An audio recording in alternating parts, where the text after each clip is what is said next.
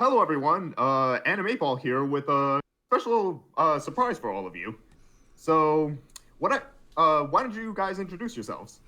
Okay, I am Ben Bates. I used to work in comic books and in the animation industry, and I quit earlier this year to pursue making a small animation studio and making a project on our own. And I got my business partner here. I'm Joe Harris. I also recently just quit my regular job to move out here with Ben and start this animation and toy making company. And maybe I should say the couple of titles that I worked on. In the comic book industry, I started out working on Sonic the Hedgehog and Ninja Turtles. And then in the animation industry, I moved into Marvel Animation, working on stuff like Avengers and Spider-Man. And then ultimately was a member of the OKKO team before I left. So a couple big titles that I used to do. Okay, so why don't you tell the people what prompted you guys to leave and start on this venture of your own? So primarily it's that I became a professional comic book artist in 2010. And I mean, it's been my lifelong dream to make it as a professional creative person. And what I found in both the comic book industry and the animation industry was a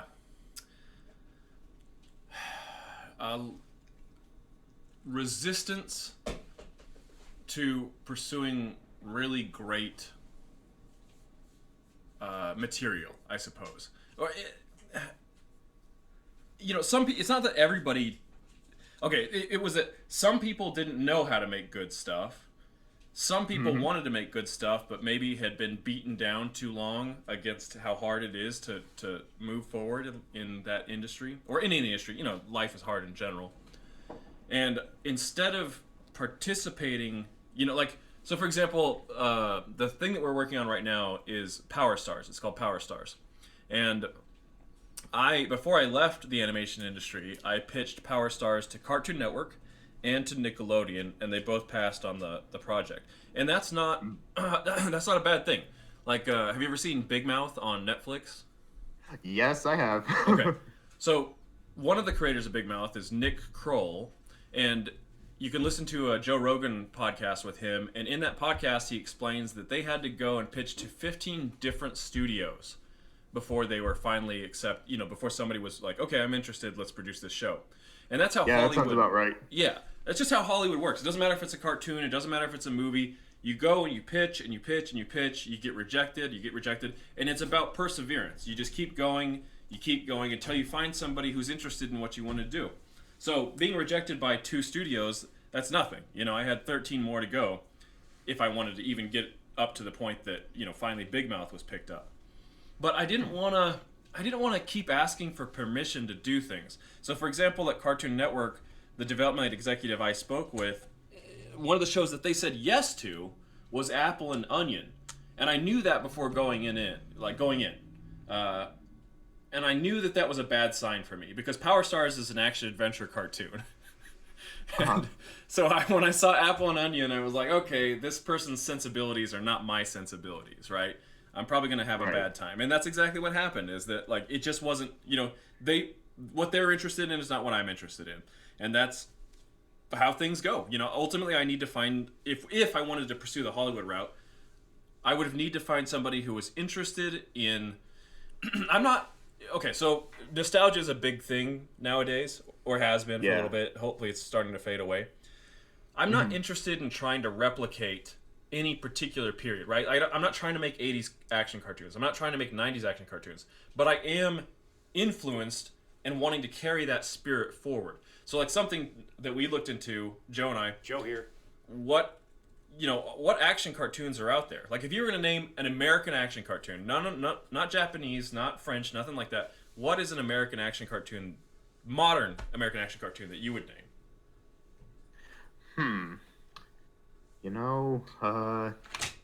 That's a good question. Exactly. That's everybody's response. Is, huh.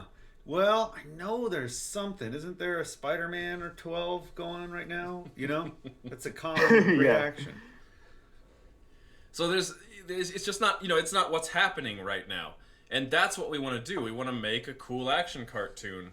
I mean, the best you could start labeling off is something like Ben 10, right? But Ben 10 is a cartoon that's been rebooted and rebooted. And I would challenge you to actually explain, I would not you personally, I would challenge anybody to explain why the current modern Ben 10 actually qualifies as an action cartoon. I haven't watched a ton of it. Yeah, it doesn't. I mean, here's the thing. Being an action cartoon, it should be more than having, characters that are capable of action, Like, there's, when Ben talks about, 80s cartoons and 90s cartoons and how nostalgia is this big thing right now, the reason I think is because some of those same things are missing in the current context. You have to go back to the 80s and 90s to find awesome cartoons with, crazy transformations and cool characters that are doing awesome moves and stuff like that, and so the fact that the action a lot of times in current cartoons is used to make a punchline or a dumb joke rather than to infuse you with the sense of like power, like, oh man, look at, he's, this cool thing is happening, this cool fight scene or this cool thing is happening, rather than like transform, some big thing to like bonk someone over the head. They're like cheap uses of the abilities or the powers that the action characters have, rather than telling a cool story that fills you with that same sense of wonder. Let's give a quick example. So the Ben 10 episode that we watched, the modern day reboot Ben 10 episode that we caught on a couple days ago, there was a character giving poetry, saying a villainous female character talking or like reading a poetry slam or something. Yeah, right? poetry slam. And Ben 10 transformed into a big monster, and his buddy Kevin, they're like best friends. He transformed into a big monster, and then they wrestled each other. Yeah, this isn't an action cartoon. That's not an action cartoon. That could be any cartoon. Just because they're giant monsters wrestling doesn't mean anything. They're locked, like, that's something different. Do you agree with this, Sam? Would you say that? So, what I'm gathering is that there's more to action cartoons than just fighting. Am I right? Well, yes, that is right. But, like, the type of fighting... So, in this Ben 10 cartoon, I wouldn't even call that fighting. I would call it wrestling at best, right? Like, they're just characters rolling around on the ground together. That are now in these big bestial forms. They didn't have to transform into anything to do that, right? They could have just walked up there themselves and argued. Whereas, like, let's use, I don't know, Transformers, I guess, from the 80s, because that's the only one I'm familiar with. Like, if there's an oil rig that's burning down in the middle of the ocean, and you got these jet guys flying around launching lasers at the survivors and stuff, that's an action setup. Would you agree with that? Does that make sense? Yeah. Okay. Totally. So, and that's not even fighting at that point. That's just drama. That's a set piece of intense situations and emotions and energy. Like, you can break it down, and into other, like, for example, you had previously off-air mentioned Power Stars being similar to the 4Kids energy of, back when that was on the air. So presumably you're talking about Pokemon, Yu-Gi-Oh! What else would you describe as the 4Kids vibe?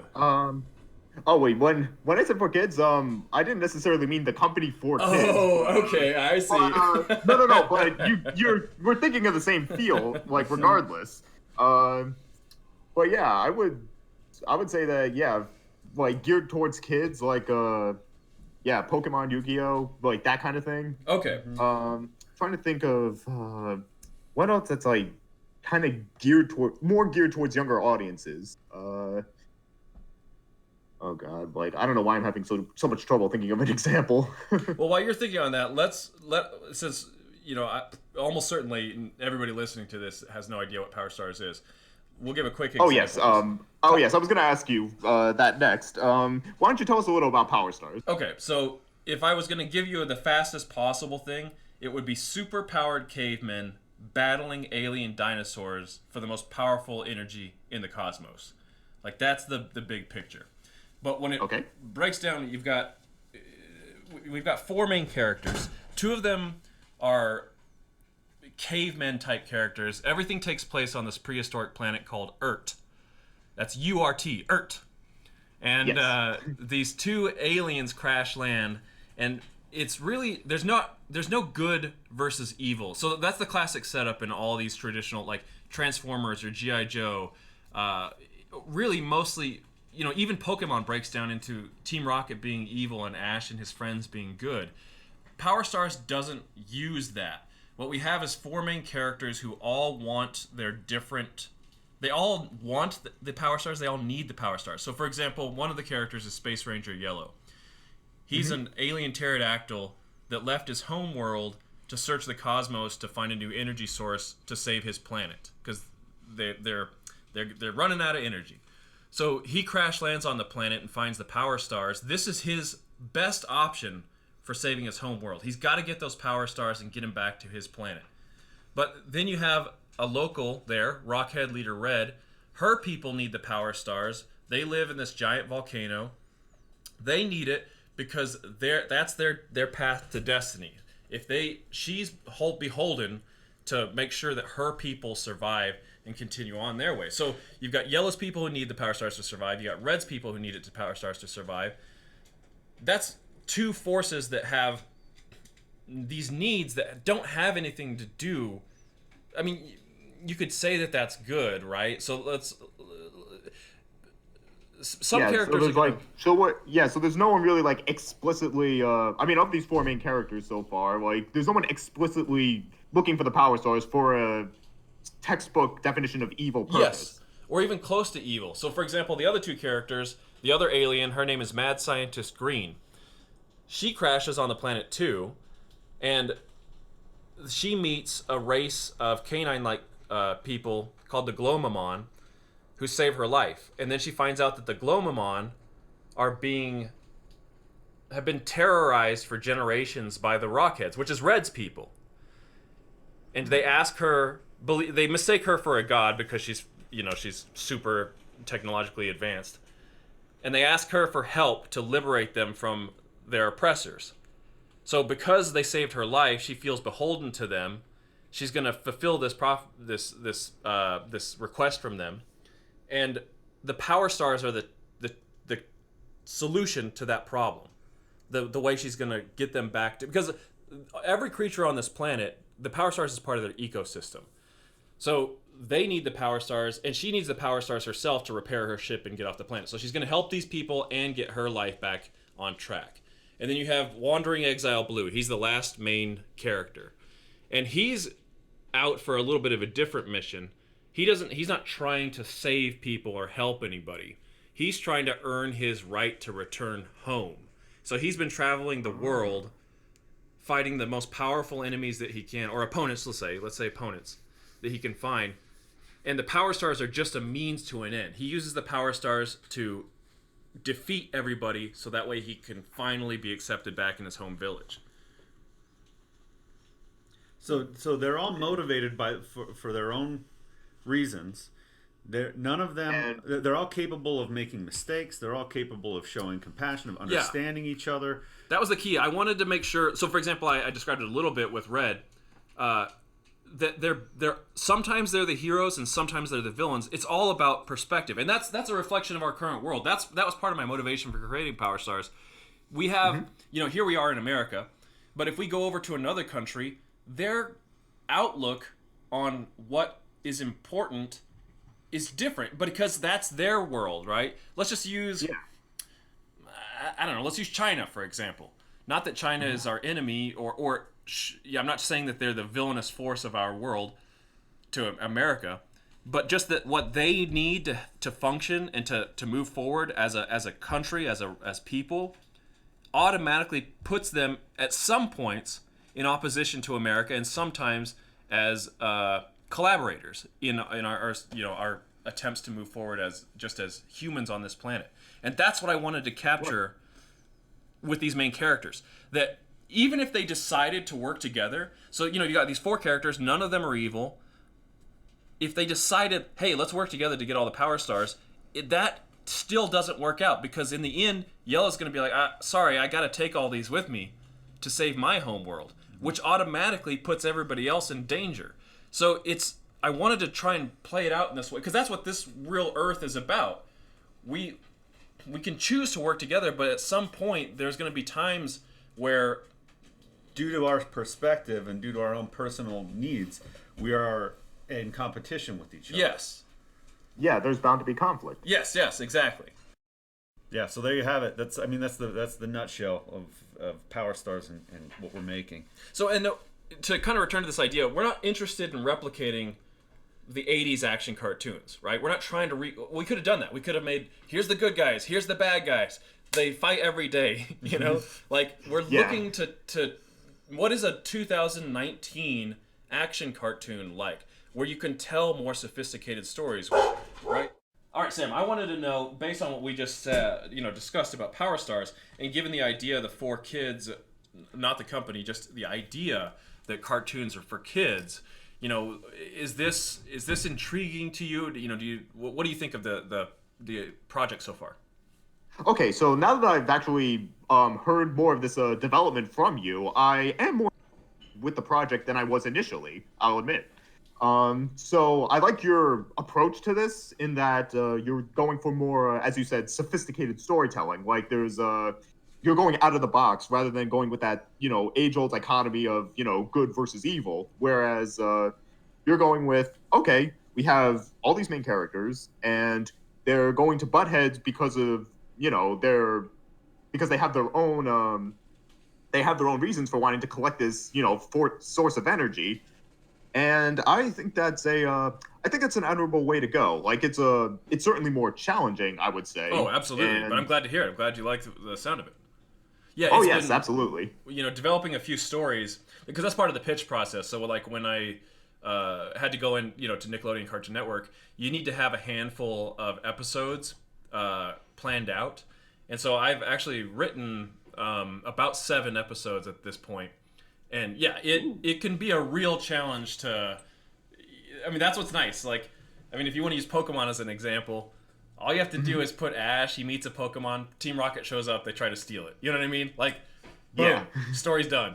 But to try and balance out, the way I was starting to describe it in pitch, were you ever a Seinfeld fan? Do you like the show Seinfeld?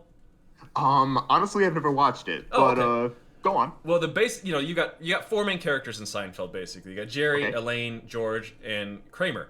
And in general, an episode starts out, they have 4 different stories happening, each one to their own character, but by the end, they all have tied together into one finale where everything balances out to you. And that's basically how Power Stars works. You have 4 characters, they're all doing their same thing, and then by the end, it needs to have them all come together. And that has been a great challenge. But it's also, that's the thing I set out for myself. I wanted to make something that was, unique and moving the genre forward, I guess. Yeah. And that's something I definitely admire about this. Like, you're going in a direction that kind of defies the I guess you could say the previous standard of, like, action cartoons. Like, absolutely, you're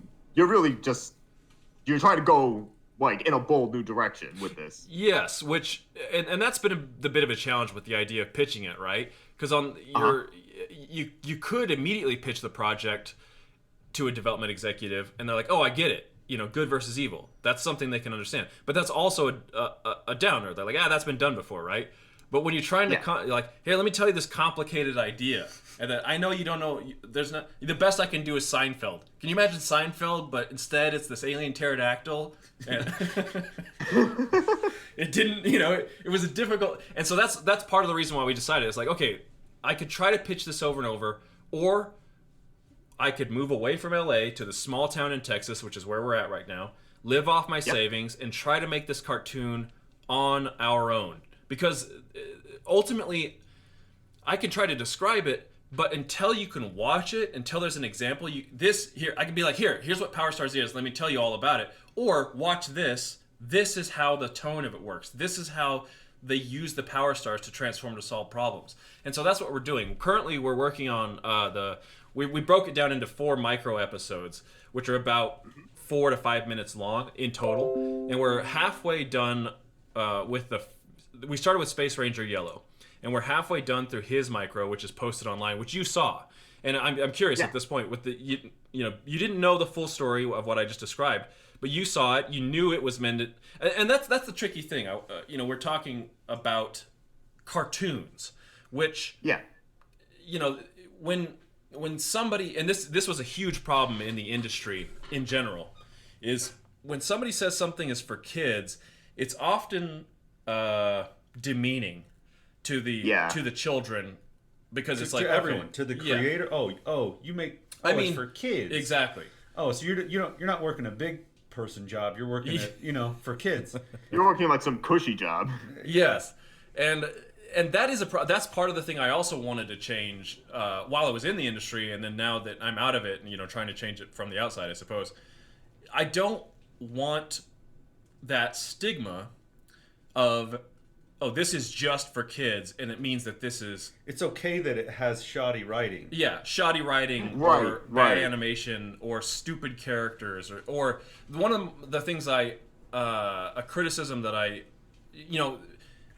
has some validity, of course, but the old criticism from the 80s cartoons that they're just half-hour commercials for toys. That has always made me super unhappy. Because as a kid, I loved Ninja Turtles. And I love toys, and I love cartoons. I want to watch cartoons about Ninja Turtles, and I want to play with toys of Ninja Turtles. But I want those cartoons to be good. I want them to tell me the best Ninja Turtle stories that they can do. I want it to look as good as it can look. And that's the problem. That old cartoon is a pretty bad cartoon. It was what I had as a kid, and that was what I had to make do with. But that's because they weren't trying as hard as they could to actually make something that good. There are multiple reasons. Some people are just not, they just don't know what good is, right?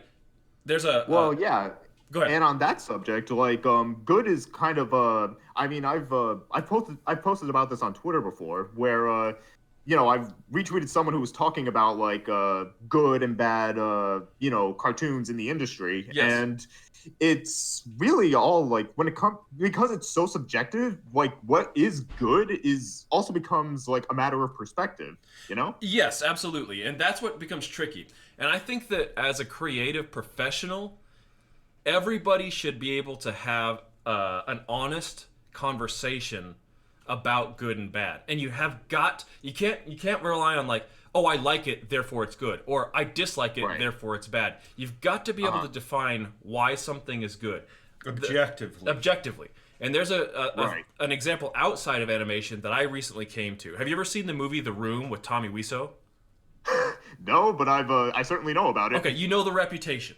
All right. Yes. So there is no universe where you can describe, anybody can validate The Room as being objectively good. You could subjectively like it because it's so bad that it's good.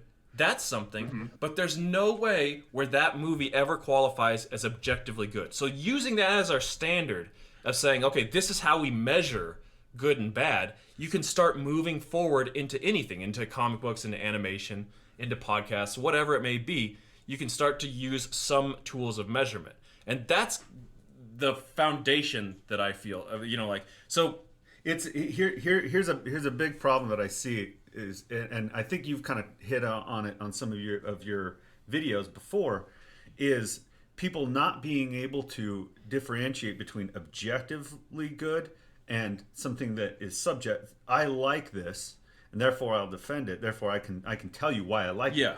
But that doesn't, everybody's opinion of what they enjoy is just as valid as the next person's. But what is objectively a weak storyline, that is something that is harder to talk about, because you have to say, okay, I like this show. For example, the Ninja Turtles. Yes. I like that cartoon. It's very sentimental to me. It fills me with joy just seeing the images and hearing the sound effects of that show. But I can watch it and go, God, that is so weak. The whole episode just fell apart because of some wacky, dumb thing, right? I can say that and know that, I'm not trashing my own childhood. Right. I'm just being objective about it so that I can now go, okay, how would I make this better? Right. That's the key. How are you going to move forward if you don't understand, if you don't have the, let's just say emotional maturity to have an honest conversation about why something does or does not work? Oh, yeah. I totally get where you guys are coming from. In regards to having, that standard to gauge, what's good and what's bad, personally, to this day, my bottom line for animated films, for instance, is I don't know if you saw this video in my feed or whatever, but it was a review of a Video Brancato film called Ratatouille, which any fan of mine will tell you is just my bottom bar for animation. This is that knockoff film? Yes, it is exactly what it sounds like. It is a knockoff of Ratatouille. Yeah. And it's, oh my god, just the anime. Let's just talk about the animation. Not even getting into story yet. The animation is just objectively terrible. The characters, they move around like robots, and the syncing is all off. Characters are so poorly modeled that their geometry pinches up in places. And there was even one shot. Get this, you guys know what T-posing is, right? Oh yes.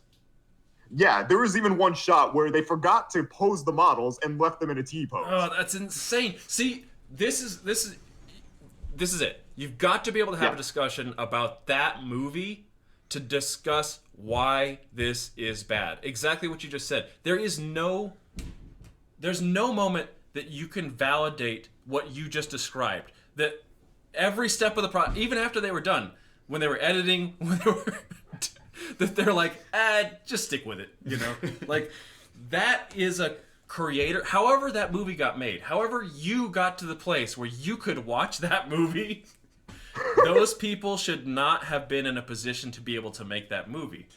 And I say that as as somebody who was in the creative professional field, that we need to demand a higher quality from our entertainment, right? And that's ultimately how everything plays out. That movie's never going to do well. It's gonna, whoever created that is naturally going to be weeded out. They're not gonna make money. They're not gonna be able to produce more films. Hopefully. Oh yeah, as a matter of fact, they got the pantsuit off of them, and they no longer exist really. Oh great, okay, great. So there we go. So the whatever bizarre motivations put that movie into existence, it naturally reaped the appropriate reward. It went away. Oh yeah, fucking Video Brancato, that'll. I mean, sometimes I want to just challenge my viewers and say, you know what? Try to find something. Try to find an animated film out there that is worse than this. I mean, technically there is out there. If you've ever heard of Dingo Pictures, holy crap! That is possibly even an even lower bar to set. You can find their films easily on YouTube. Just search up Dingo Pictures, and you could never believe the incredibly shoddy quality of these films. First of all, they're almost exclusively rip-offs of Disney films and whatnot. Okay, so still the same thing. And still a knockoff. Sorry, what was that? They're going with a knockoff model. Yes. Okay. But just picture they're barely animated. They're so poorly drawn, and they barely move around properly, and there's just endless filler in these movies, like just filler shots of nothing, and stories that are like, I don't even know how to describe it. It's just all around just the bottom of the barrel. Okay, like, so this, and if you saw one of these films, you would know what I'm talking about. this is interesting because, I don't know why they're doing this, but let's, in terms of the half of the micro episode that you got to see for the Space Ranger Yellow that we produced, it's just we're just a 3-man team right now. There's me, who's doing all the character animation. There's a background artist who's part of our team. His name's Kyle Shockley. He does all the background art. And then Joe, who's doing all the sound effects and music. So it's just the 3 of us. Now, in what you're just describing in terms of quality of animation, there is, first and foremost, I don't know how to animate. I'm making this up as I go. And I'm curious, what was your reaction to the quality of what we've produced so far? Well, I figured you guys, I figured, well, one, this is a young project, so they're going to have, some prototypes. I definitely thought the artwork was good. Glad to hear it. You show, competence in that regard. And the animation, well, I didn't think it was bad. I just thought it wasn't, fully complete, Okay, great. Right. Yeah, that's the extent of what we can achieve at this moment and hopefully moving forward. So one of the things that I wanted to start getting into is, Joe and I have been self-funding all of Power Stars so far out of our savings, but that's not sustainable. So we've moved into a Patreon format where we're trying to offer, there's the classic low tier model where you can learn behind the scenes stuff, but we've recently launched a sticker club where you get new Power Star stickers every month. I'm curious, Sam, what are your feelings? Do you like stickers? Do you like collecting stickers at all? Have I liked stickers? It's not really something I personally would collect, but I can see it being I can definitely see that being as a lower tier merch. Yeah, okay. And then so you personally not so into stickers. What is it that you like? What are you into? Do you like to have things, physical things? Yeah, I would say so. Okay, well, what is it? What are you interested in personally? Well, let's see. Thinking about it, I would like something that I could. Actually, I'd like something I could possibly accessorize myself with, like a pin, something like that. Oh, okay. So this is that's interesting. That's what's cool about the world is that everybody has their unique personal interests. So in your case, do you like toys? Do you buy figurines, stuff like that? I don't buy a lot of figurines, but I do have a few. I do have a few toys like that up in my room, and I'm actually gonna come into possession of a few more later today. But yeah, and I also want to use some of these toys for some of my own purposes, like work purposes. But I digress. Okay, well, no, that's interesting in multiple ways. First, let me start off with this: were you a toy kid? Did you like toys as a kid? Yes, absolutely. Okay, so do you feel like you grew out of it, where it's just not you don't want to have them around? Yeah, here's the thing, because my number one thing with toys back in the day was making my own stories with them. No matter what the characters were, we used to have a ton of Beanie Babies and action figures, and we would do these little and me and my siblings, we used to act out what we called Beanie Baby movies, which is essentially we would take the Beanie Babies and put them in a story and have different action figures interact with them and just having some fun and making up our own.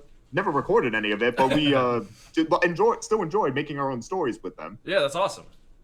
So to some degree, it was more about your actual play with these than the collectability. Yeah, I would say so. Okay, that's cool. So when you say that you want to use them for work purposes, what is this? Is this similar? You want to create stories again? Oh yes, becoming a better storyteller is one of my life's ambitions. And when I say using them for work purposes, like some of the figurines that I'm expecting later today, I wanted to use them as a base for 3D modeling work, trying to observing the geometry and the shape and trying to replicate it. That kind of thing. Interesting. So you want to pursue 3D modeling? Is that the animation goal? You want to go to 3D animation? Yes, that is my absolute ambition, and it's the specialization that I wanted to go for. Okay, so in terms of, my headphones are cutting out, so. Yeah, I don't know if we have a couple little Oh, audio is it drops both of out. ours? I just thought it was mine. Okay. Yeah. So just a second, we're getting cutouts on both sides. Yeah, and I Yeah. think it's just coming over the internet. Oh, so it's just a lag for a second. That's what we're getting. I think so. Okay, so for example, when it cuts out for I had hoped that you would stop talking. Hopefully, I didn't cut you off there. Oh no, you did not. Okay, so what I'm curious about is, what are your feelings regarding 2D, 3D? Did you want to pursue 2D animation as well? Was that part of your thing, or is 3D always what you've been interested in? So I've always been more interested in 3D because growing up, I loved video games, right?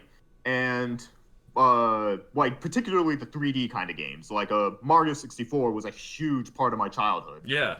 And growing up, I wanted to pursue that. Like I once went to a camp called ID Tech, and it went there for a 3D modeling course. And from then on, I'm like, oh wow, like I really want to do this, and I explored it more in college, and it's still something I really want to do. Oh shoot, where was I going with this? I'm sorry, what was the other part of the question? Well, it was just it was. I guess I don't remember myself, but I am moving forward now. I'm going to ask you this, 3D. which is. Yep. Oh yes, 2D and 3D. Yeah. So I haven't really. I mean, I've worked in 2D before, like not like drawing by drawing, but like 2D puppet animation. And I've never really pursued 2D because I was never a very good drawer. So 3D always appealed to me in that like it's in a computer. Right. I understand computers. Right. So I mean, it just made sense to me. Okay. So and it was like building your own shapes and whatnot. It felt like Legos, like custom Legos, that kind of thing. And what experience do you have thus far? Have you started to teach, learn anything? Have you done any modeling at this point? So my biggest 3D modeling escape page so far has been my senior thesis, which is about a minute of animation where it's just a character I made sitting in a room and they're watching a movie. And then they hear a knock at the door, they don't know what it is, and they get scared, so they lock up the door. But it turns out that the threat in the room was the door itself. This sounds fun. Okay, so cool. Yeah, I mean, it cuts off before it, because of time constraints, ends on a cliffhanger. But, yeah, that's the biggest 3D thing I've done so far. That's awesome. I'm glad to hear that you're, already up to the place where you're doing animation and stuff. That's cool. Yeah, I mean, I haven't done a lot of animation work so far. Reason being is that the two programs that I was trained in, like Cinema 4D and Maya, they're just way too expensive to have. Like, oh, that's what we're. Yeah, because Maya is like $300 a month if you want to subscribe to it, Right. and then Cinema 4D is like $3,500 up front. Oh, you're talking. So right now, the micro episodes for Power Stars are 2D. We decided to go with what we could do. Right. I could draw it. Kyle could do the backgrounds. That's what we're doing. But the goal is to move into a 3D cartoon because that simply isn't sustainable. It's not going to be possible for me to animate every single cartoon. And then more so, the difficulty with 2D animation is you have to have a bunch of great draftsmen and a bunch of great animators. And that, because every frame has to be drawn. So being a small studio and what we wanted to achieve, it's just not realistic that we're going to get all these high caliber artists but if we get a model and people who are good at animating that model, then we can move forward. So we've looked at we're looking into this right now ourselves about just what is sustainable and what is possible for ourselves regarding purchasing Maya and modeling and all this sort of stuff. But that said, moving forward into these 3D realms and stuff, like that's in the future. Right now we're aiming for these to do these micro episodes, and now I'm a little curious about how you feel about this. So right now we've got the Patreon. It's it's patreon.com/powerstars, and we got the sticker club of pretty soon we're gonna launch the toy club, which is a new figure every month. Turns out that's not your thing, but we can start considering this idea of like a pin. And to follow up on that really quick, are you enamel pins? Is that what you're talking about? Is that what you're into? Yeah, like those little pins that are like they're sometimes they're like gold, not gold, but like they have that backside, and they have the little clip Yep. that you pull off to like put the pin on your shirt, and then you put the little thing behind it. Yeah, that kind of thing. Yeah, I am into enamel pins as well, so that is right up my alley. That is a new thing that we can really start thinking about. We're going to start doing a Kickstarter. So the Patreon is a slow... Oh, actually, this is jumping back. So the traditional model for kids' cartoons, and that's the criticism, right? They're just half-hour commercials for toys. For toys, yep. Is it true that most cartoons require a toy line to fund it? It's just how the industry works. And I don't think that's a negative. Like I said, as a kid, I love toys, I love cartoons, I want them both. And this is what we're trying to do now. We're trying to make some Power Stars toys that can fund the cartoon. So we're trying to emulate that model. And the Patreon with the Toy Club that hopefully is coming up pretty soon, that's one way of approaching it. But we also need to start doing Kickstarters. So we're going to do a Kickstarter to try and fund each of the additional micros. So up next is the Rockhead Leader Red micro. We've already done the storyboards. We've already got the voice actors recorded. Again, that's all out of our own pocket. So we're just going to try and fund the actual final production. But how do you feel about Kickstarter? How do I feel about Kickstarter? Yes. Well, again, I haven't really participated in any Kickstarters, but when it comes to like funding and an independent project like this, I think it's a viable way to go. Okay, now let's say you didn't know us, we didn't talk like this, and somehow you learned that there was this project. Do you think you, Sam, would finally back your first Kickstarter? And that's just to put you on the spot. If you, I'm just slightly curious, what would motivate you to start helping to get these independent projects made? Well, if I didn't like personally talk with the the creators like I am doing, the concept itself would have to really like pique my interest in order for me to back it. Okay. Or consider backing it. Yeah. Or consider backing it. But now that I've like with your project, like now that I'm actually considering backing you guys, because as we've talked and I've learned more about the project, I'm like, oh, like this, like, yeah, we've got something going here. Hey, great! Well, I'm glad to hear that. Yeah, that's good awesome. News. One thing that we've learned though is that there are cartoons that have been kickstarted. Yeah, Has Been Hotel, as you had mentioned. I don't know if that was on the podcast or if that was when we were talking alone. Oh yeah, we mentioned that off the podcast. But yeah, that's a more recent example of like independent. Well, I guess you could say successful independent animation. Oh yes, yeah, that's crazy. And that was the thing I wanted to follow up a little bit on, this idea of cartoons for kids. And the way I break it down is 3 categories. For kids, which is actually a negative. It means that this is something that people don't really care about. They're treating the kids like idiots. And then there's all ages, which that's what a good Pixar movie is. You can be a mom or a dad or 80 years old, and you're going to love watching that movie as much as a 5-year-old or something like that. That's all ages. Yeah. And then there's adult animation, which is what Has Been Hotel, in my opinion, would qualify as, right? It's not made to be viewed by a younger audience. This is for a mature audience. Would you agree with that? Yes, I would agree with that. Okay, and now it's cool, more and more it'd be nice to have animation that isn't, that isn't confined. It's good to have Has Been Hotel move forward and be as popular as it has been so far, from what I can tell. Yeah, it has really strong animation. Oh, it's crazy. It's like so much work. Yeah. Knocking it out of the park. You can really tell how much passion went into that project. Mm-hmm. Yes.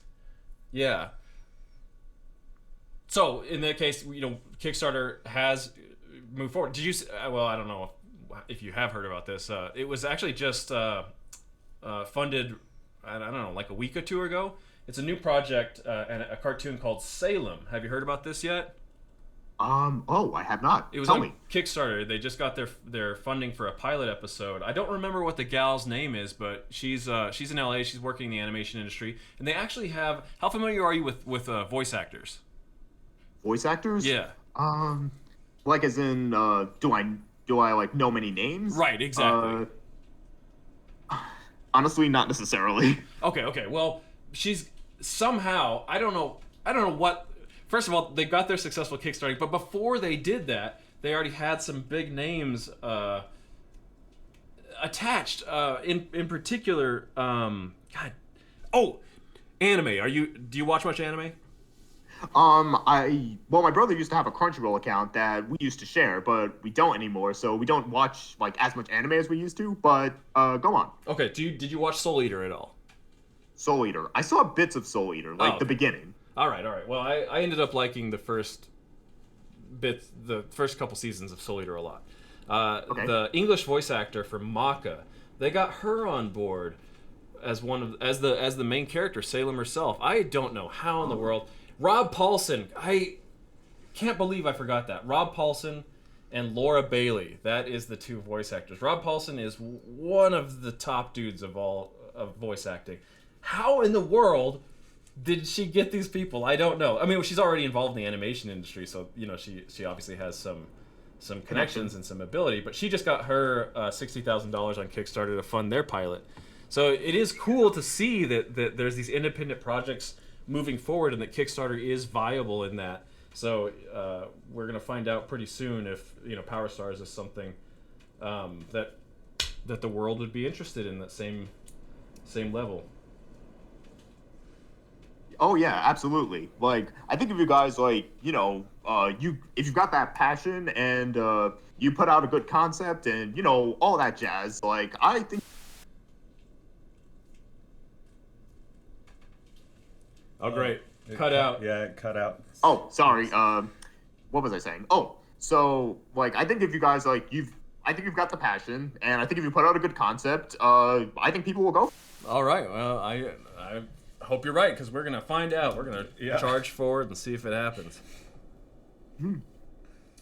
Are there any other questions Sam, that you have for about some of the things that Ben did when he did work in cartoons? It seems like every other time we're talking, there's some other bit of insight that I had no idea about until. What, you didn't know? Yeah, no clue. Let me see. What else? So I know that you worked when you were in Cartoon Network, you worked as a character designer, yeah? Yes. Well, character and prop designer. I was mostly doing props. Oh, okay. So, when it came to tell me a little bit about that, like some of the work you did in that regard.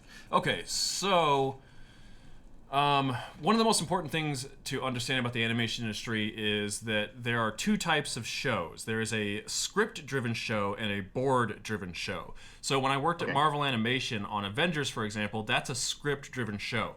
The writers write the entire script out. Then I was a board artist at the time, the storyboard artist team, we get that script. It says everything, right? Hulk punches this guy, he then sits down and starts eating a sandwich, right? Like, that's how this works.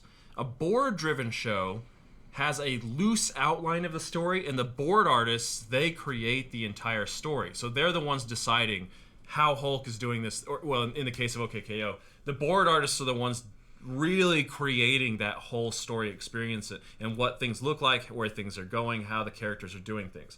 So the board artists, whenever a new character showed up or a prop, they're doing the first designs of it. And now this may be unique to the because I only worked as a character and prop designer on that show. So I don't know how common this experience is. It's also a character and prop designer for a board-driven show. Like, the job would be different on a script-driven show. But because it was a board-driven show, and because the OKKO board artists had so much power, they're basically designing all the characters, and they're designing all the props. I was just drawing pretty versions of it. That's basically what my job was.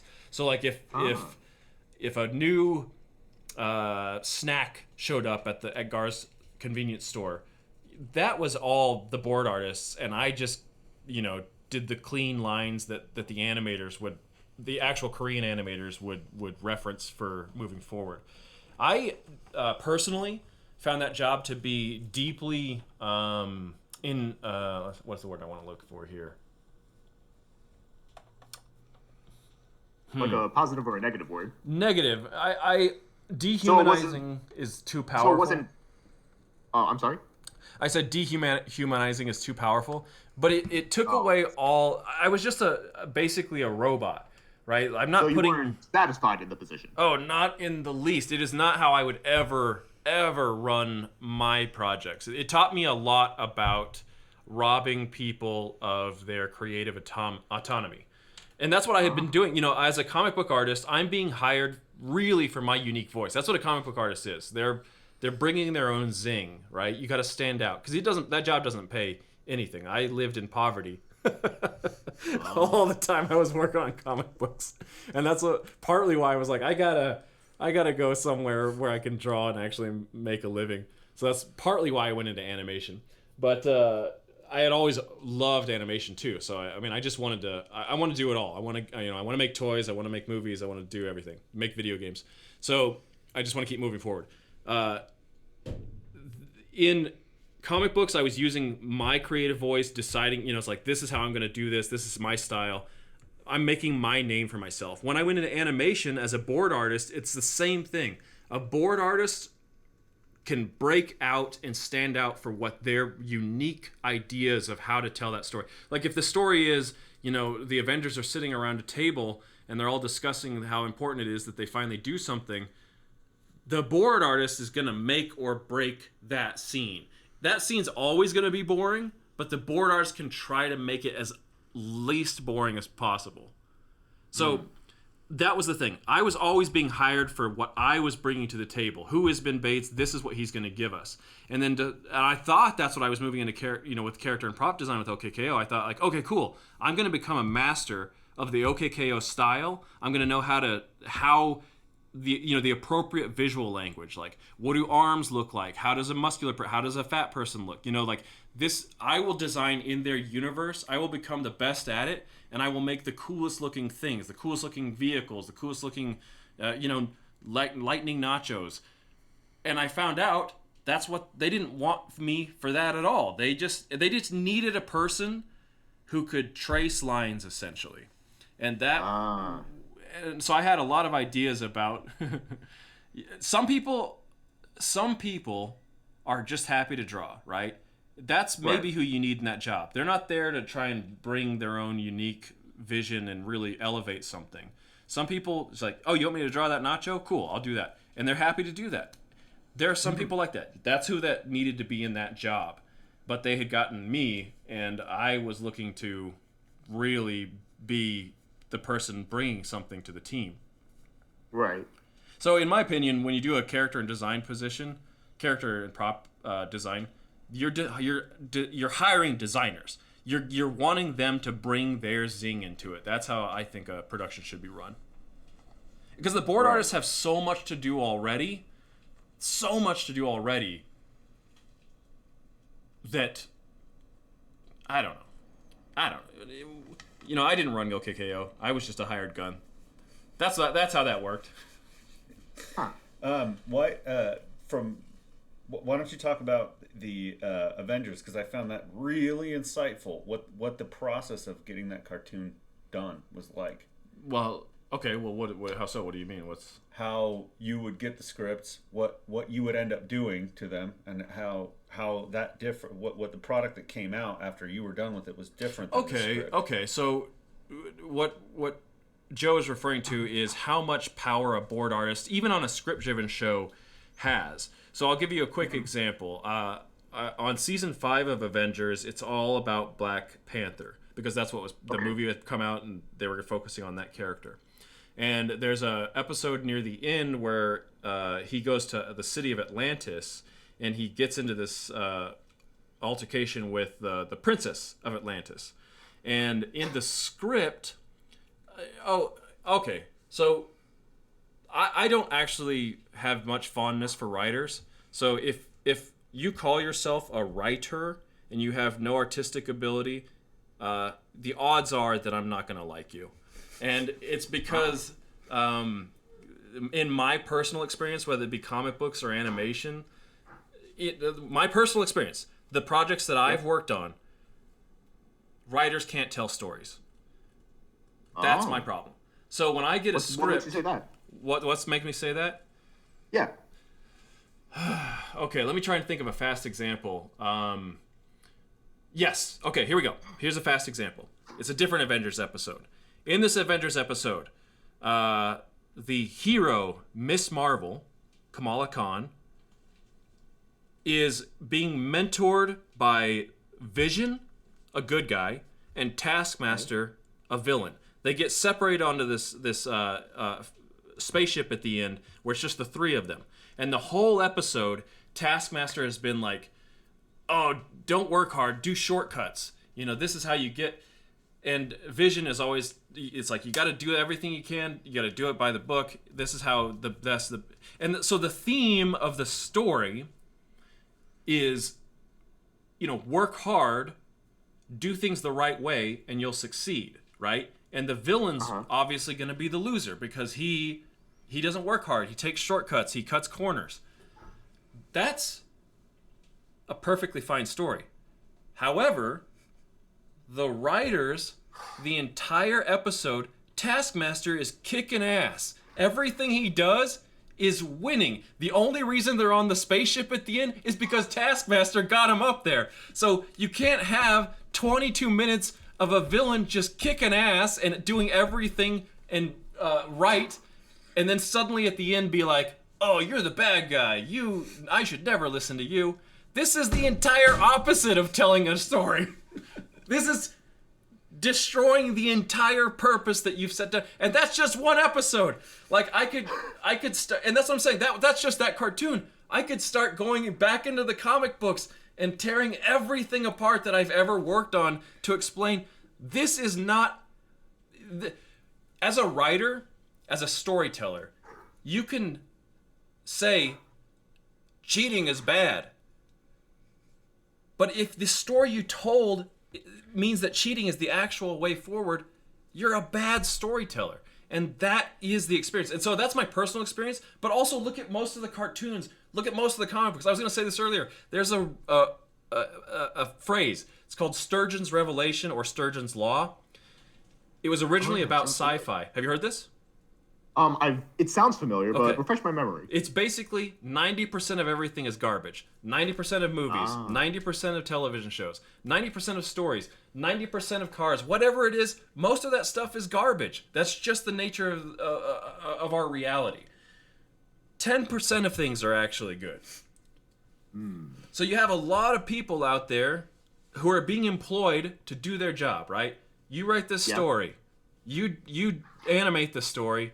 My job is to put it out there. And that's how we get garbage. People who are not actually good just cranking things out because things need to be cranked out. So, returning back to my episode in Atlantis. Yep. Black Panther is breaking into Atlantis. He runs into this princess. Here's an example of bad storytelling. Black Panther is breaking in with his brother, White Wolf. They form a plan that because Atlantis is on the bottom of the ocean, all of their threats come from above. They'll never plan that they're going to get attacked from below. So they sneak in from below the city and come up into the sewers or whatever. Okay. That's clever, all right? That's fun. That's a good reason. But when they show up, the princess is standing there. And she says, I told my dad we needed to post guards down here. A good thing I came down to stop you guys. So that implies a previous scene where the princess was like, Father, King of Atlantis, I know where the heroes are going to come. They're going to come from below. And he was like, nope. Nope. Just, I don't feel like it. Yeah, exactly. What kind of, why would you write that in? And then to make matters worse, for the next 5 minutes, they just talk and talk and talk and talk and talk. Oh, dear. So I, luckily, as a board artist, and it's not just because you're a board artist, you can't just change things willy-nilly. It's because my director and my supervising director, who were both super cool dudes, they liked the type of... They hired me to do what I do, which is to come in and mix this stuff up. So Okay. I created an action piece out of this scenario. Rather than 3 characters standing around talking, I made them battle it out. And while they're battling, they're talking until they come to an uneasy alliance of like, well, let me hear what you have to say, really, because I got to team up with you. I was able to, and because I changed it, they had to re-record dialogue and actually make it follow the new scenario I had. That's the power of the board artist. I can take this moment of doldrum and turn it into something that maybe you actually want to watch. Oh yeah. And I'm telling here's the thing. In the original script, okay, in order to break into these sewers, they're going through superheated water. It's extremely dangerous. Black Panther's submarine melts just as he rockets out of there. He just barely survived, right? Right. The princess has 2 guards. It's been a couple years now, and because I changed it, I can't absolutely remember how it worked originally, but I made it where Black Panther became a hero. I made him become a hero because he knocked the guards off into the hot water before that would have killed them. Oh boy. So I made it where so White Wolf, his brother, is kind of questionable. He's kind of, he's not quite a good guy. He's kind of a bad guy. So I made it where when they knock the guys off the side, Black Panther doesn't knock his off. Black Panther knocks his onto the ground safely, KO'd. White Wolf is the one who knocks his off. And then Black Panther goes out of his way to save that guy. And while he's saving that guy, he's incapacitated, and the princess tries to attack, and White Wolf deals with... I created all of that! I created what is called drama. I created it where you could see that White Wolf is not quite the hero that Black Panther is. For a script-driven show, this should have been in the script. The story should have been there. I, the board artist, shouldn't have to come in and be like, well, wait a second, Black Panther's a hero, right? He just wouldn't kill people willy-nilly, right? Yeah. And so that's why I dislike writers. They have such positions of power, but they're not actually capable. And not all of them. There's probably 1 or 2 out there that are capable of telling story.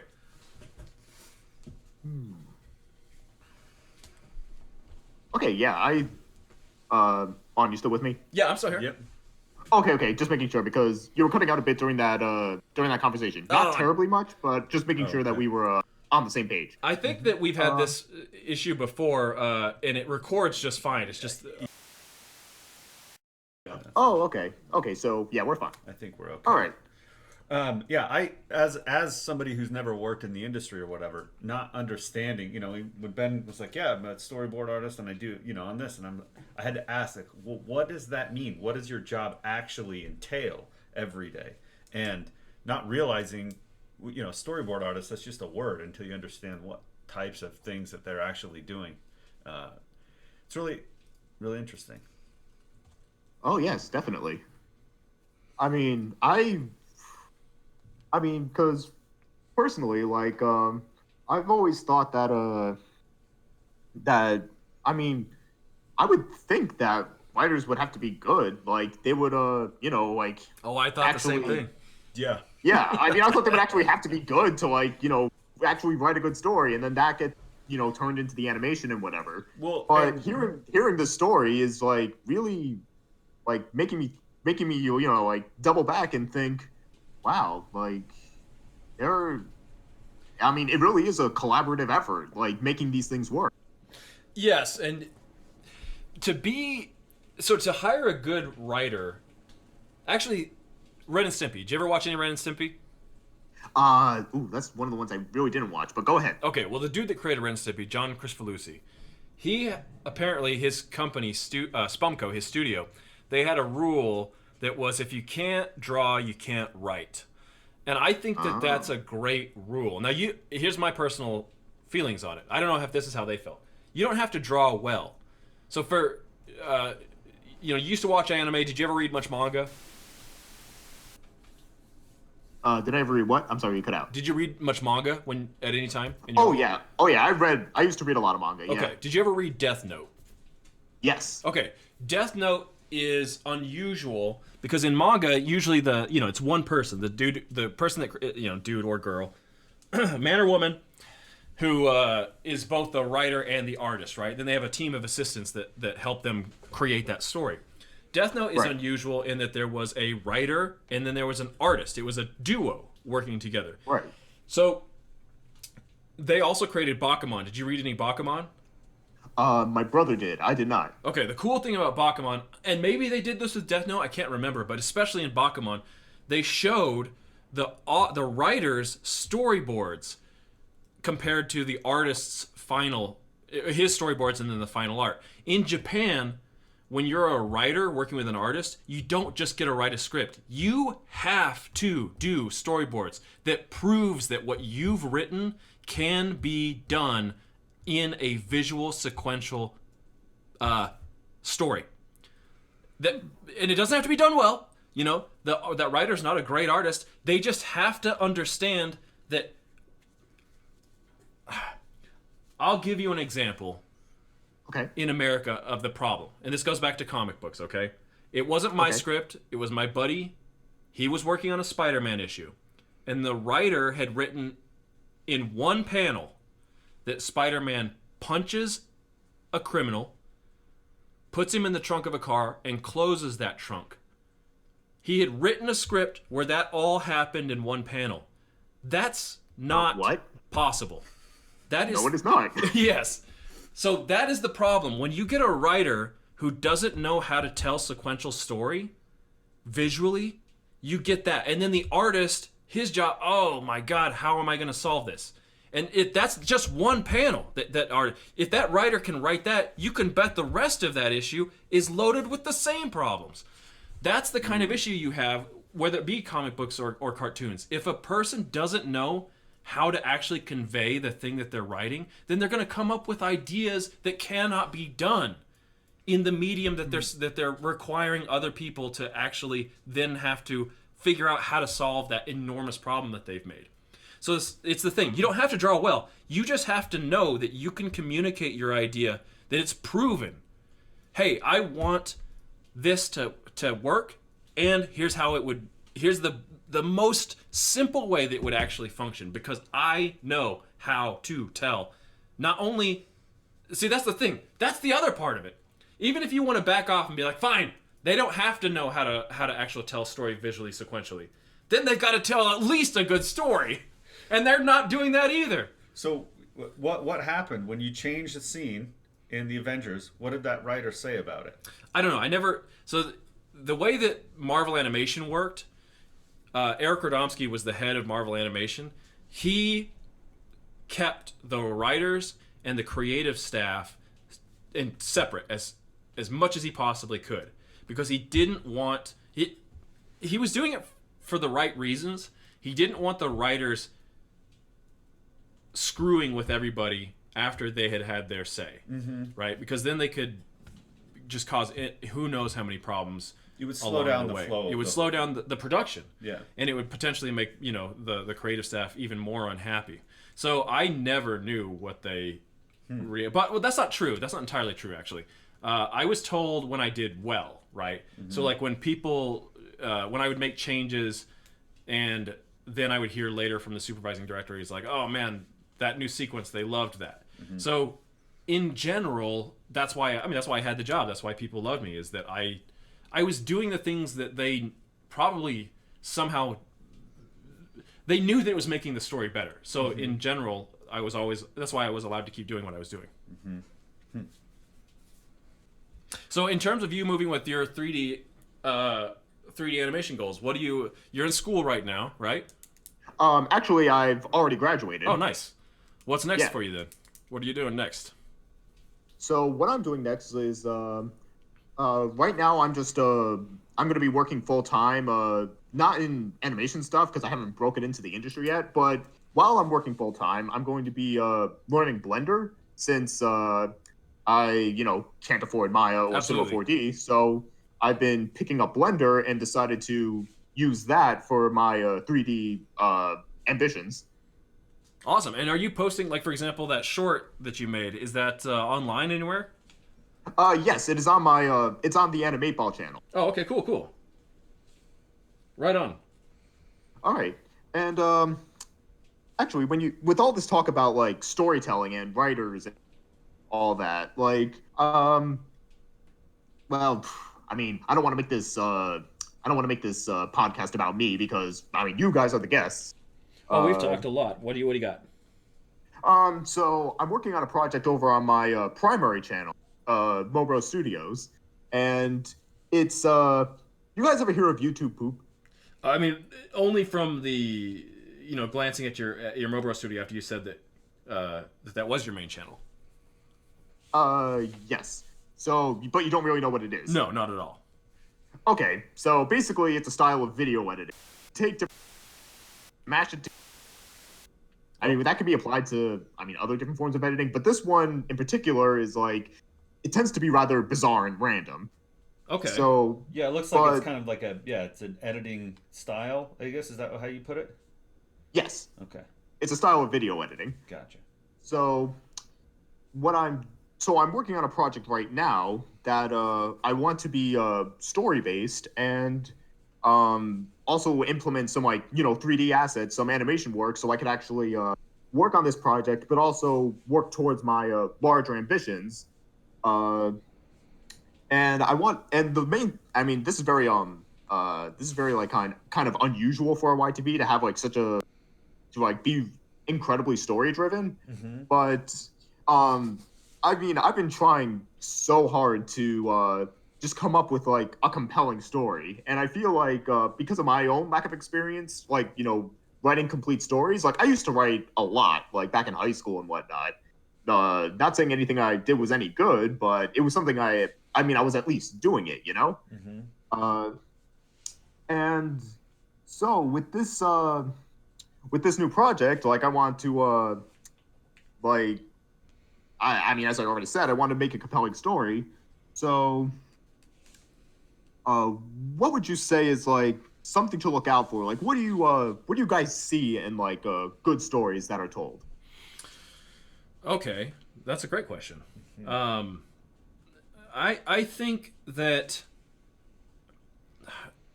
this is a complicated idea, but plot and story are two different things.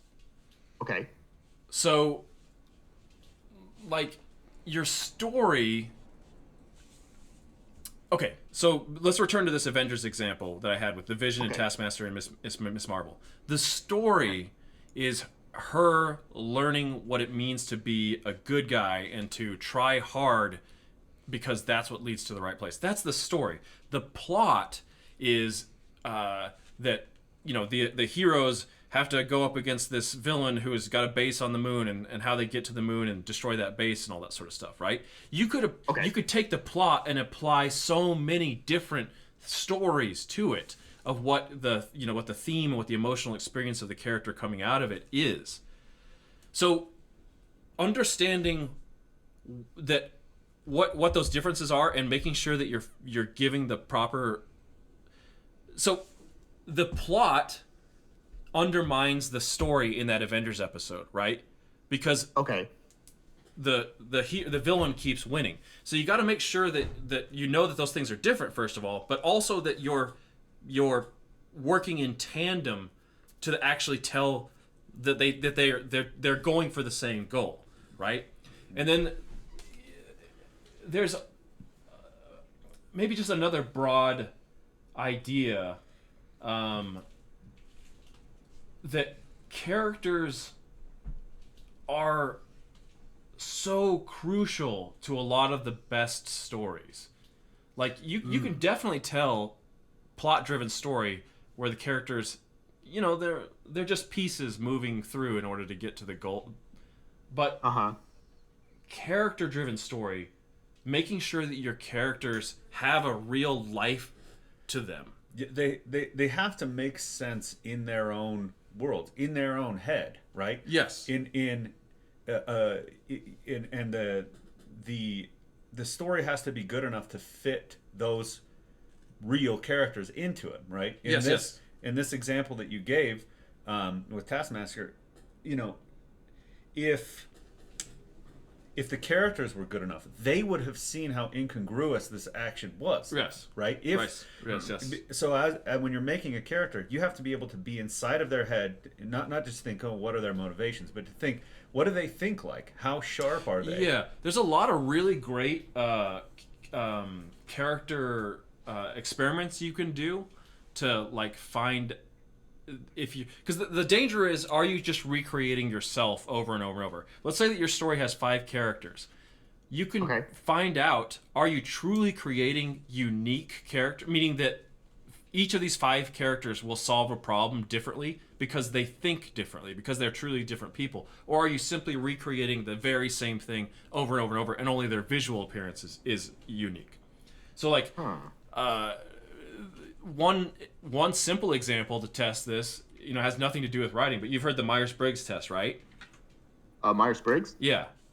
Myers-Briggs. Oh, yeah, I have heard of that. It's like INTFJ, intellectual. Yep. Blah blah blah. You can take that test, but adopt the mindset of your character, right? And do you end up creating the same? Like if you take your 2 characters, and they answer that test, and you end up with the same results, you're probably got some bad character. Or rather, you might have an awesome character, but you have 2 of the same awesome character. That's an example that's not even writing related. But some like great writing related exercises are things like, what are your characters? What's the most tragic event that happened in your character's past? It may have nothing to do with the story that you're currently going to tell, but you may find the answer is like, oh, they never had anything bad happen to them. They've had a pretty good life. That is going to inform you about how this character's lived up to the moment that they actually participate in the story that your audience is going to get to experience. Or the vice versa. If somebody had something really terrible happen to them, how do they define terrible, right? Like one character may have had their parents die, and that's the most tragic event. Or another person failed a crucial job interview, and that's the most tragic. Those are 2 levels of tragic that's going to have a wildly different impact on an emotional outsync. You see what I'm saying? Yes, I do. And I think, like, now I have as I'm thinking to the story that I'm trying to tell and also what the plot is, I'm getting a clearer idea of, like, what my actual story is versus what the plot is. Hey, great. That's awesome. Also, because the characters I'm working with are, pre-existing, it's still a matter of like, it's still like I'm still like having to, write them. And, right, you have to get into their mind head. Yeah. Yeah. So I really have to understand the character. And for one of the characters, I actually did add a backstory that they didn't necessarily have. Like, it's something invented, but it gives a reason for something that's technically canon in the show they're from, but I'm taking it and like putting a spin on it, like adding something of my own, like but not in a way that's like unnecessary, but rather trying to flesh out the story more. That's interesting. One of the suggestions, if you want to get into like television writing, for example, right, is you have to write spec scripts of the types of shows you want to work on. So let's just return to Seinfeld again. Let's say that let's say that this was the 90s and I was like, I really want to work as a writer on Seinfeld. Well, the way you get that job is you come up with some ideas of your own, write a script of Seinfeld or 2. Now there's a confusion today of what is fanfic and what is this spec script, shall we say. So what you just described to me, without knowing the character, without knowing any of the stuff, you just described a scenario. I am willing to bet that you're creating what would be like, let's say you were going to send all this off as a job, as a spec script. Well, that might work because you're not creating fanfic, which is just sort of personal desires played out that are actually inappropriate to the, sometimes inappropriate. Let's just say incongruous with the actual characters or universe that they participate in. That's fanfic. Mm-hmm. That's just something that you want to see, that you want to have play out for your own fun. But to actually create something that, like you said, you come up with a reason to validate a piece of an actual character's behavior. That is potentially story. I don't know, but it sounds like it's potentially storytelling. Right. I mean, I do want it to be like storytelling, and it feels. I feel like I'm straddling with that explanation. I feel like I'm straddling a line where it's like, oh, what is fanfic versus like what is storytelling? Like, I mean, because technically, what I'm falling into is like, I mean, it's something that it's something that I want to make, like, but it's an original story that I want to tell. I mean, the characters aren't mine technically, but Right. I want to Again, let me actually offer this measurement. Fanfic is when you force characters or scenarios to happen that would not be appropriate or Congruous was a good word. congruous with their actual universe or character. That's fanfic. Where, like, let's say, let's say that I wanted to do Ben 10, all right? And I was like, I want Ben 10 to be a villain. So I make him a bad guy, right? That's fanfic. Because that's not... Now I'm breaking the world and the character to go off and satisfy my own personal desires. That's fanfic. Storytelling is, what if I solved, this moment of, like, where Ben comes up with this uneasy alliance with his major villain. They're still going to have to fight, but he's come to a place of understanding that this guy's not as evil as he was a moment ago or something like that, right? That's storytelling. That's something that potentially could get turned into an actual episode. So these characters aren't yours, this thing, but you're trying to tell a real story with them. If that real story, and, to a certain degree, because you're mix-mashing potentially a whole kind, it's not like that could maybe be a real episode, but you're approaching it with the philosophy of truly telling a story rather than just satisfying whatever bizarre... I guess you can tell I got some animosity towards fanfic, but you're not selfishly satisfying you're not breaking the world or the characters to satisfy your own personal needs. Yeah, I mean, and I guess you could say I have technically done this in the past. Like with my most my most successful video to date on Mogo Studios was a video called Skellington's Revenge. Okay. And essentially what the plot was that it's basically Jack Skellington as a bad guy and going out to take over Christmas with this with the help of this eldritch abomination that he summons. Okay. Like, yeah, it's it's totally like out of character for him and everything. Right. That leads more toward. I feel like that video leads more towards fanfic because going into it, I'm like, okay, I just want to have fun with this and make like something exciting. Exactly. So I just went ahead and did that. Yeah, and you understand. That's the thing. It's knowing your motivations and then being okay with it, right? Like, it's not a problem to be like, you know what, I'm gonna create this. What if Jack Skellington was like this and tell a story with it? That's totally fine. But you knew that going well, even if you didn't know it going in. Now you could articulate it just as you did. Yeah. Which is fine. It can be great practice too. Just playing around in a world like that you can learn a lot. Yeah, absolutely. Oh yeah, and in the world of YTP, like there's really endless possibilities. As bizarre and like off kilter as they may be, well, not off kilter, but as bizarre as they may be, I think there's still potential for good stories there. Oh yeah, absolutely. I mean, I didn't understand what the concept was now, but now it is interesting. I did see one comment on when we were glancing at it before the interview here, where somebody was saying something like, guys, this has got a story to it, and they were like blown away that there was actual narrative involved. Yeah, because narrative was something that it existed in YTP, like I entered that field, but I don't know, there was just something about the way, God, I'm really not trying to make myself to be like, grander than I actually am.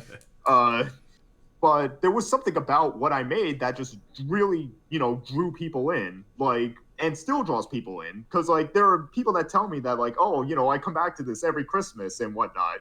And I'm like, oh, well, that's really touching. But yeah, that's that also, awesome. I guess it means something. Like, it's like, I don't really know. Sometimes I think, like, I don't really know what I did, but done something right to some extent. Well, let's return to Sturgeon's law or revelation. 90% of everything is garbage, right? So it's very 90% of what is categorized as YouTube poop, probably total garbage. But it sounds like you're part of the 10%. You've taken this particular approach and started to create something that actually resonates with people. Oh yes, like, and that's something I want more than anything with this current project. What I want more than anything is to have a story that resonates with people, and like, you know, creates that sense of creates that emotional attachment. That's awesome. I mean, and the great news is you've seen that you've already achieved that to certain degrees already. So it's not like this is an unproven ground. You know that you have achieved this before and likely have the opportunity to continue to do so. It's awesome. Yeah, thanks. All right, I wanted to switch gears as we're closing up here. Yeah. I wanted to ask a little bit about this cartoon community. What do you define as the cartoon community? I'm sorry, how do I define it? Yeah, how do you define it? What does it mean to you, those words? Well, it means that, I mean, if you're part of the cartoon community, I think there's you have a certain level of passion for, you know, animation. Like, not just, like, American cartoons per se, but animation in general. Okay. And what, you know, like, in regards to YouTube, is it really, you know, there's this YouTube poop stuff, but would you say that YouTube, the community is really there for discussion? Like, you know, you've got these review videos. Is that where the majority of it is taking place? The discussion? Let's see. Well, you had said earlier, and I don't know if this was captured on the podcast, but you just said earlier that you had some negative feedback or an experience, which you dropped out of the cartoon community for a little bit. Yeah. What was that negative experience? Did people come at you with anger? What was it that drove you away? Oh boy. Okay. Oh boy. I get to. Well, all my fans are probably sick of hearing this story because they probably already know it, but I'll tell you anyway. Okay. Basically, what happened was that I made 2 countdowns of like my least favorite episodes of SpongeBob SquarePants, and I approached it in a very angry fashion. Okay. So, I mean, it was met. The results were mixed. Like, I was met with people who were very like on board and who basically the people who shared my opinions on like those episodes. They like automatically like liked, you know, what I put out. Right. And then there's the flip side where everyone thought like, what the fuck is this guy doing? Like, like this is crap. You know, Right. that kind of thing. Right. And definitely today, I think please don't look up those videos. They are garbage. They are that 90% to the max. Do your feelings? So, okay, you said that those are your sorry. least favorite episodes. Does that remain though? Do you still feel like those are your least favorite episodes? well, now that you mentioned that, my first videos on going back to the first list I made and re-reviewing them, and what I found was that some of the episodes that I hated on so much really weren't as bad as I made them out to be. And I struck a bunch from the list because I'm like, wow, this is actually better than I remember. So, I mean, some of them stayed, yeah, for sure, but others, they were vindicated because they had more merit to them than I gave them credit for. That's awesome. It's awesome that you're able to go back and rather than stubbornly stick to a decision you had made, to reevaluate your position. That's awesome. Oh, thanks. Yeah, I'm curious. I've been working away, in the industry, and that takes up a lot of time and brain space.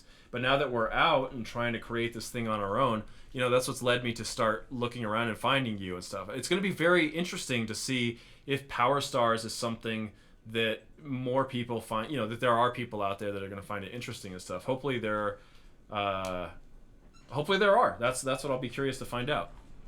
Oh yeah, and I think and I hope that I really want you guys to succeed, and I think as the project develops, there will be more room for engagement, more room for people to get invested. Mm-hmm. Exactly. This is part of the it's like this is the reason why we went and did this instead of pitching forever and try to get people to understand what this is. Let's just make it And the more we make it, the easier it will become for everybody to be like, oh, I get this, and I like this, or I don't. So yeah, Right. I'm glad to hear that, and I agree with you. Well, right on, Sam. This has been awesome. Thanks for letting us have this chat, and thanks for sharing so much. I would be all for doing this again. Oh yes, absolutely. I would be too, because there's really just so much to talk about. Yes, yeah. I feel like, there was. I got us off on a couple tangents, and then refused to return to some of the core issues. All right. Well, thanks again. Yeah, thanks. Yeah, no problem. And yeah, it's been great having you guys, and I hope everyone that's listening has enjoyed watching.